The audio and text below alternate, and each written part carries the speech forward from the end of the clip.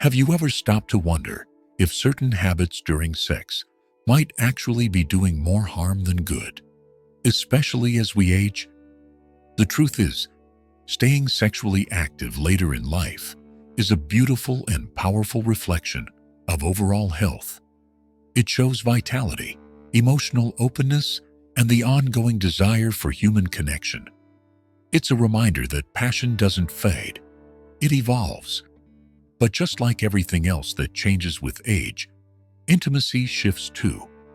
And unless we're willing to grow and adapt with those changes, we might unknowingly be engaging in habits that harm our bodies, shake our confidence, or create distance in our relationships. In today's video, we're going to explore 5 habits that older adults need to stop doing during sex. This isn't about judgment or shame. It's about protecting what really matters: trust, comfort, and connection. These habits are rarely talked about, but they're surprisingly common. And once you become aware of them, you open the door to a more relaxed, more fulfilling experience, one that feels good for where you are now, not where you used to be. Because the goal isn't to chase the past, it's to rediscover intimacy in the present, free of pressure, full of possibility, and grounded in the wisdom that only comes with age. Stick with me until the end. You might be surprised at what needs to stop, and even more surprised by what starts to flourish when it does. Habit number 1: forcing through pain or discomfort. One of the most common and most quietly harmful mistakes older adults make during sex is pushing through pain. Whether it's joint stiffness, muscle aches, dryness, or just low energy, ignoring these signals doesn't make you stronger. It puts your well-being at risk. As we age, our bodies communicate more subtly. Maybe it's not a sharp pain, but a dull ache in the hips, a sore back, or a stiffness in the knees afterward. That's your body speaking up, asking you to listen. Unfortunately, many people don't. They push through, trying to prove they're still up for it. They don't want to ruin the mood or admit that things have changed. But here's the truth: forcing intimacy doesn't build closeness, it builds distance. You might finish the act, but what lingers is tension, resentment, and often avoidance. Take Richard, for example, a 72-year-old man who silently endured hip pain every time he and his partner were intimate. He didn't want to dampen the mood, so he said nothing. Over time, the thing that once brought joy became something he dreaded. Eventually, he opened up. They talked. They made adjustments, slowed their pace, changed positions, added breaks. And Richard told me, for the first time in years, intimacy didn't feel like something to endure. It felt like something to enjoy. That's the shift we're after. Because at this stage, pleasure isn't about performance. It's about presence. It's about listening to your body, trusting your partner, and being brave enough to say, "Can we slow down? This isn't working for me today." That kind of honesty doesn't kill desire. It deepens it, because there's nothing more attractive than someone who knows and respects their body. So if you're feeling discomfort, don't ignore it. Explore it. Ask, would more foreplay help?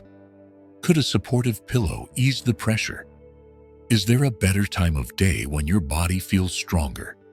You don't have to give up intimacy. You just have to stop pretending that pain doesn't matter. Because when you respect your body, you invite your partner to do the same, creating a space where both of you feel safe, seen, and deeply connected. Habit number 2: skipping communication. Out of embarrassment. For many older couples, the biggest issue in the bedroom isn't physical, it's silence. It's easy to assume that after years or even decades together, you shouldn't need to talk about sex anymore. But that's often where the trouble begins. Avoiding honest conversations, whether out of embarrassment, fear, or old habits, can quietly chip away at the intimacy you both crave. Now, I'm not saying you need to have long, awkward heart-to-hearts every night. What I'm saying is that it's okay to speak the small truths, the simple human things like, "I'm not feeling my best today. Could we try that a little slower? I miss the way we used to just hold each other afterward." These aren't complaints. They're invitations, and they matter more now than ever. What used to feel good might not anymore. And what once seemed minor might now mean everything. But if you're too afraid to speak up or too hesitant to ask how your partner's feeling, you start guessing, you start pretending, you start avoiding. And intimacy turns from a source of comfort into a source of pressure or even dread. I remember Carol, a 69-year-old woman who hadn't told her husband that intercourse had become uncomfortable. Not painful, just not pleasant anymore. She feared he'd take it personally or feel rejected. But here's the twist. He'd been feeling unsure too. Neither of them had said a word. When they finally talked, nervously but honestly, they realized they both wanted the same thing. Not more sex, but more closeness, more laughter, more slow touches, more time together without expectation. That single conversation opened the door not just to better intimacy, but to a stronger bond in every part of their lives. Because that's the power of communication. It takes what's heavy and makes it lighter. It takes confusion and replaces it with clarity. And more than anything, it reminds you, you're not alone. I care enough about us to be real. That's what honest communication sounds like. So if you've been holding back from having the talk because you're embarrassed or hoping your partner brings it up first, it's time to shift that. You don't have to be perfect with your words. You just have to speak gently, honestly, and with care. Because intimacy that grows with you begins with words that honor who you both are today. Not who you were 20 or 30 years ago. Not what once worked, but what feels true now. If you're still watching and finding these insights valuable, please comment number 2 below, just to let me know you're here and resonating. And if you haven't subscribed yet, now is a great time to click that subscribe button and turn on notifications. Your support helps us keep creating thoughtful, empowering content to support your health and happiness at every stage of life. Now, let's keep going. Habit number 3, relying on outdated techniques from decades ago. One of the most common traps many older adults fall into is trying to recreate what worked in their 30s or 40s, thinking that if they stick to the same rhythm, the same sequence, the same routine, the spark will somehow come rushing back. But here's the truth. Intimacy isn't a script to perform. It's a connection to explore.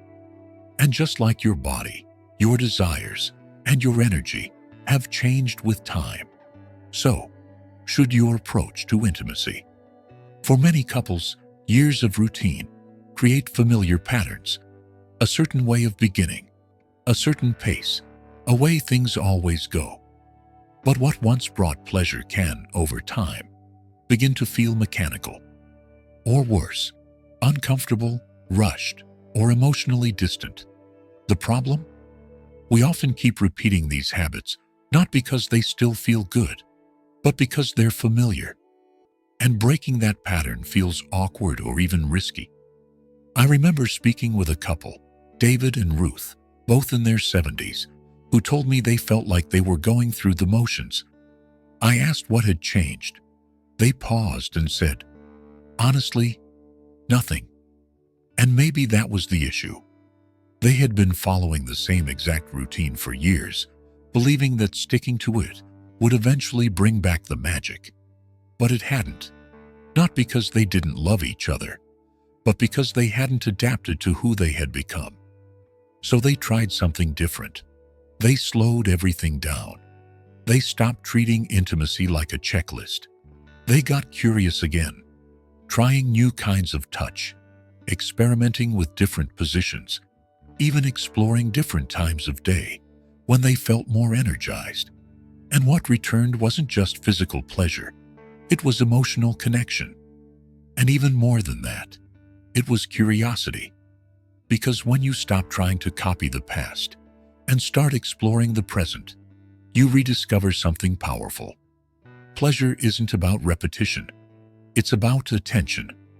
What felt good 20 years ago might not hit the same way now, and what once seemed insignificant might suddenly become deeply meaningful. So ask yourself, am I doing this because it feels good, or because it's what we've always done? Is there room to slow down, to shift the pace, or to simply try something new? Even small changes, like more warm-up time, a softer pace, or a little extra support for comfort, can turn routine into revelation. Because great intimacy at this stage of life isn't about proving anything. It's about discovering something real and sharing it with someone who's willing to grow right alongside you. Habit number 4, using over-the-counter performance enhancers without medical guidance. In today's world, it's tempting to look for quick fixes, especially when intimacy doesn't come as easily as it used to. So many older adults turn to over-the-counter pills, powders, or supplements, promising quick results. And on the surface, it seems like a simple solution. But behind that ease lies one of the most quietly dangerous habits affecting older adults today. Here's why.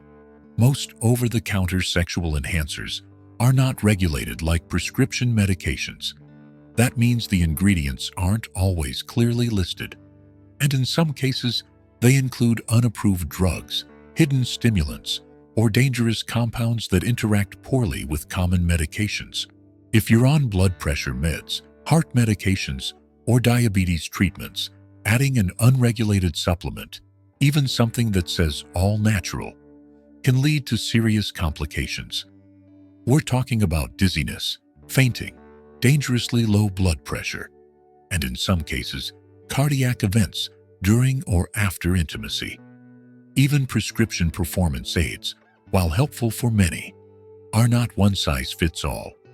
Your doctor needs to know your full health picture, your heart health, your medications, your current symptoms, before making a recommendation that's actually safe. And yet many people skip that conversation out of embarrassment or fear.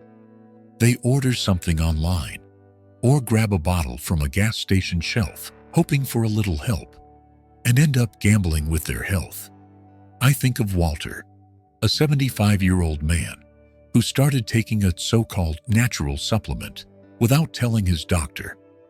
Walter, 75, had ordered a supplement online that promised stamina, energy, and renewed confidence. At first, it seemed like it worked, but soon after he began noticing heart palpitations. Then came the anxiety. Eventually, a trip to the ER revealed a dangerous spike in blood pressure. The natural ingredients in the supplement? Not so natural. And they were interfering with his heart medication. A serious and entirely preventable situation. All of it could have been avoided with one simple thing: a 10-minute conversation with his doctor. And that leads us to something deeper. When we reach for performance enhancers without medical guidance, we're often avoiding a much more important question. Why do I feel the need to perform a certain way? Is it about connection or expectation? Is it for pleasure or to meet a standard that no longer fits where I am? In life, there is nothing wrong with wanting to feel vibrant, desired, and connected. That desire is human and beautiful. But there is something risky about chasing that goal through shortcuts that ignore your body's current reality. So if you're feeling unsure or think you need support in this area, start with a real conversation with your doctor, with your partner. Ask, What's safe? What actually matters to us right now? Because the goal isn't to be who you were 20 years ago. The goal is to fully enjoy who you are now, safely, honestly, and with your health and heart intact. If you're still here and this insight resonated, comment number 4 below to let me know. And if you haven't subscribed yet, I encourage you to do that now and turn on notifications so you never miss our upcoming videos. Your support truly helps us keep creating content that matters. Habit number 5. Expecting sex to look or feel the same every time.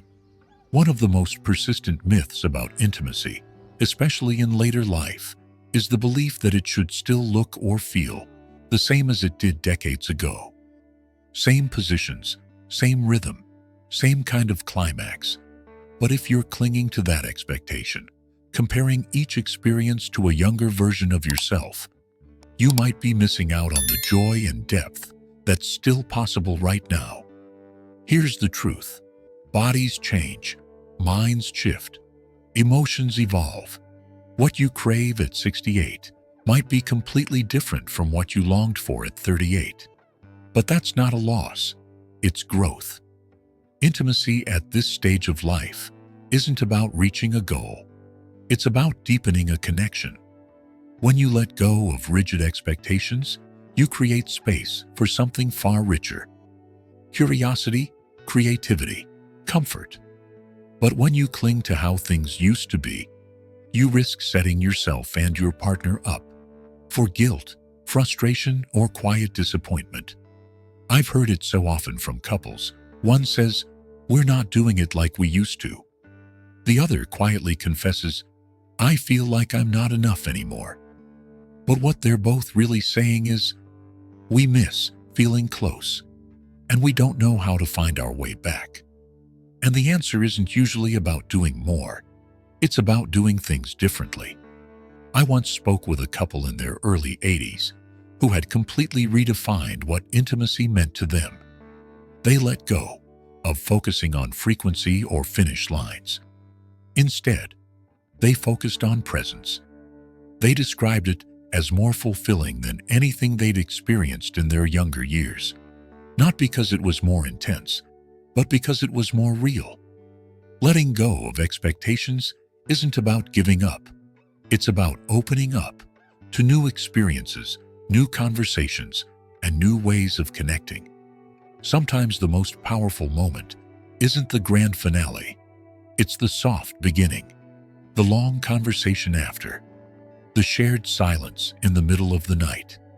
And sometimes it's the simple, loving words, "Let's try something new," or "Let's just hold each other."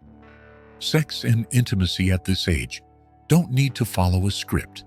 They just need to feel safe, connected, and true to who you are today.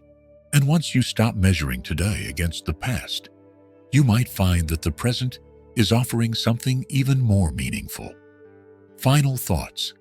As we wrap up, I want to leave you with something simple and powerful. Intimacy at this stage of life isn't about performance. It's not about proving that nothing has changed. It's about honoring what's true right now, what your body, your mind, and your relationship need today. And sometimes that doesn't start with doing more. It starts with letting go of the habits that quietly get in the way. Pushing through pain, avoiding honest conversations, repeating routines that no longer serve, relying on risky shortcuts, holding yourself to outdated standards. These habits don't protect your connection, they limit it. But the moment you let them go, something unexpected can happen. Intimacy becomes easier, gentler, more meaningful. So, which of these 5 habits resonated with you the most? Was there one you recognized in yourself, or one you hadn't considered before? You're not alone. You're not failing. You're learning. Because just like every part of our lives, intimacy evolves. And when we meet it with honesty and openness, it has a way of giving back more than we ever imagined. You deserve a connection that fits where you are, not where you used to be. And the people who truly care about you, who want to walk that journey with you, will be grateful that you were brave enough to say, "Let's try something new. Let's do this differently. Let's do this together." Thank you for being here today. We'd love to hear from you. Share one thing you learned in the comments and how you plan to use it in your life.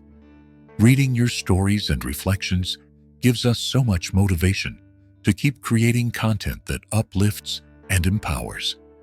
If you enjoyed this video, please like, subscribe, and share. Your support helps us keep making videos that inform and inspire. We'll see you in the next one.